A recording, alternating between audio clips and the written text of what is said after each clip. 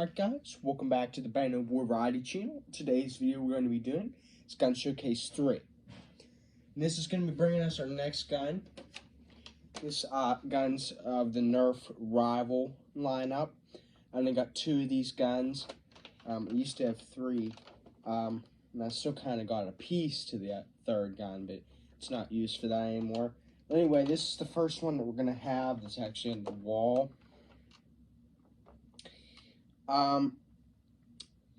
And this is a full auto. This is the Nerf Rival Chaos, I believe is what it's called. It's the full auto. They make the one, I don't know what it's called, that has the big compartment up top, and you put the 100 balls in there, and it fires them out full auto. I don't have that. This is a 40-round mag-fed one. Takes this 40-round mag. It holds 6 D4 batteries. It's quite a, I think they're only like $8 a piece.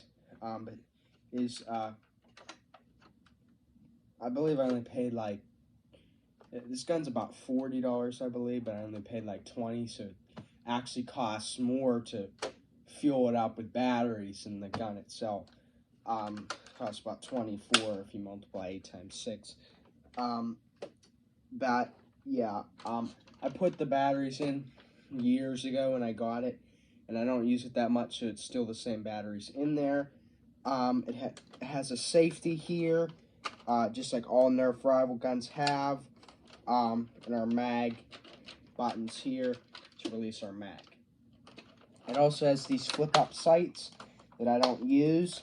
They're extremely nice if they were just lower. So if I was going to be aiming at those army men over there the conventional way, putting this piece here through this hole, aiming that way, the darts would be going above them because the sights are too high. So you have to aim lower or use a different part of the sight. So I think it's just easier just to use it like this, considering that you're not making super long shots or anything.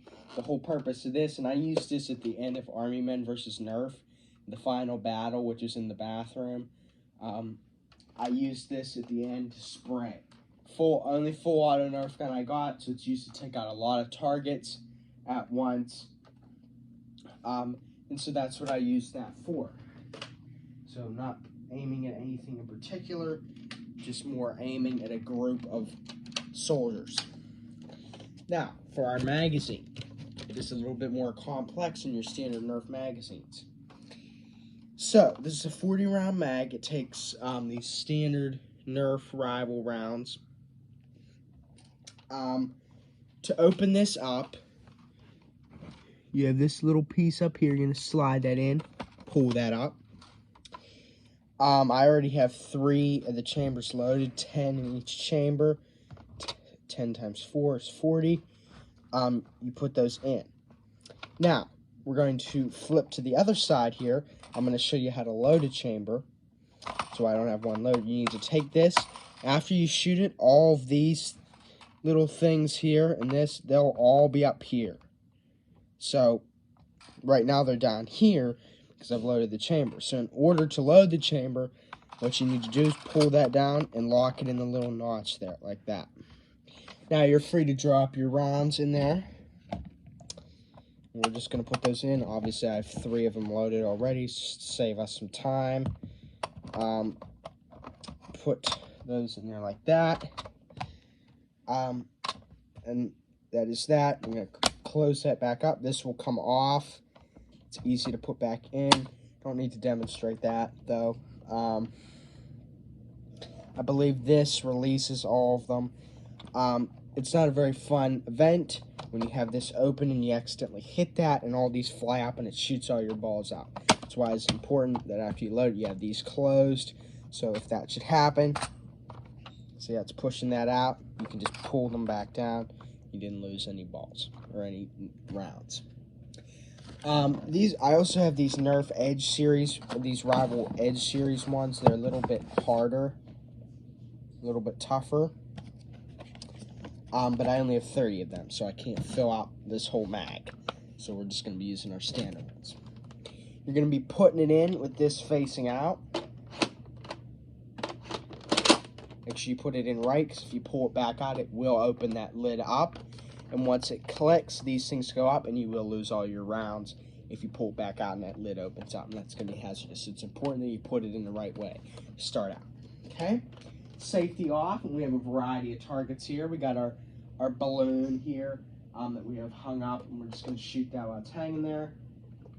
We have some Army men set up there in our standard cans, some Army men there, and an Army man here. We're going to work from left to right. So, safety off.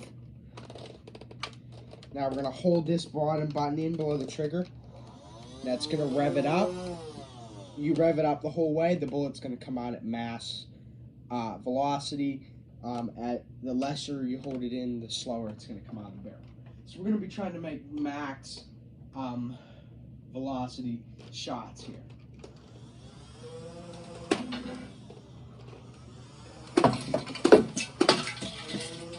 Put a couple in there. Put a couple in the balloon. See that ripped off. Shoot this. Take them dudes out on the edge. We still have a couple left, so we're just going to put the rest into this box.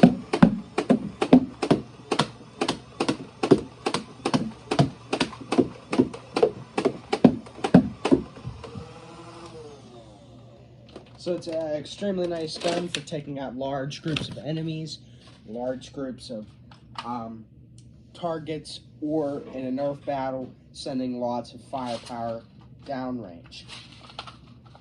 So that works for that. And that's pretty much all there is to that gun.